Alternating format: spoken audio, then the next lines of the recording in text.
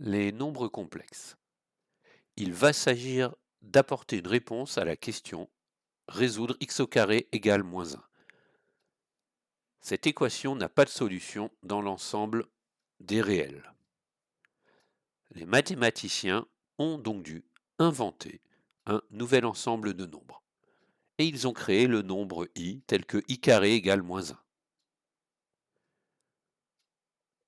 Ils ont appelé nombre complexe le nombre de la forme a plus b fois i. A va s'appeler la partie réelle et le nombre qui multiplie i se nommera la partie imaginaire. A et b sont eux des réels. Un nombre complexe est donc un nombre qui s'écrit sous la forme d'une somme de deux morceaux, une réelle et une imaginaire. Deux nombres complexes ne sont égaux que si et seulement si leurs parties réelles sont égales et en même temps leurs parties imaginaires sont égales. Ça veut dire que on pourra résoudre des équations en égalisant séparément ces deux parties. Donc, par exemple, si on a 9 plus yi qui est égal à x moins 4i, alors x égale 9 et y égale moins 4. On a utilisé aussi la notion de conjugué. Le conjugué d'un nombre complexe est un nombre qui a une partie imaginaire opposée.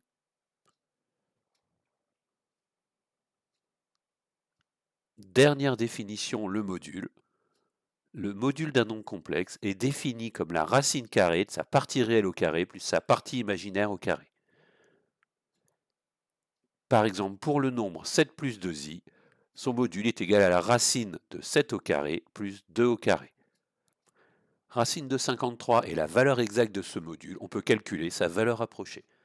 On peut aussi faire une représentation graphique de l'espace complexe.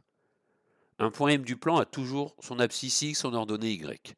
Le nombre complexe qui serait x plus y va être celui qui aura pour abscisse x et pour ordonnée y. Donc x sera la partie réelle du nombre z et y la partie imaginaire de ce même nombre z.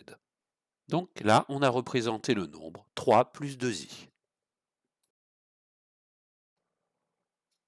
Donc on a vu la forme algébrique x plus y, la représentation graphique. Maintenant, on va voir la forme trigonométrique d'un nombre complexe. Que remarque-t-on pour son module? On reconnaît une écriture rencontrée dans le théorème de Pythagore. Et effectivement, quand on trace le triangle rectangle qui correspond au point M, on a sa partie réelle A, sa partie imaginaire B, et on peut appliquer le théorème de Pythagore pour calculer son hypoténuse. Et c'est là où on retrouve le module. On peut aussi définir l'angle θ, qu'on appellera l'argument. Et θ est l'angle entre l'axe des abscisses et la droite OM. Donc, pour finir, on voit que la partie imaginaire est égale au module fois le sinus de θ, et la partie réelle est égale au module fois le cosinus de l'angle θ. Le nombre complexe z s'écrira donc sous la forme du module que multiplie le cosinus de θ plus i sinus θ. Application. On va essayer de situer un nombre complexe dont la partie réelle est 3 et la partie imaginaire est moins 2.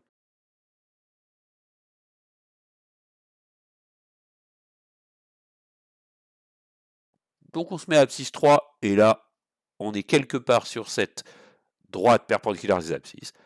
On voit que son ordonnée, c'est moins 2. Donc on est perpendiculaire à l'axe des ordonnées.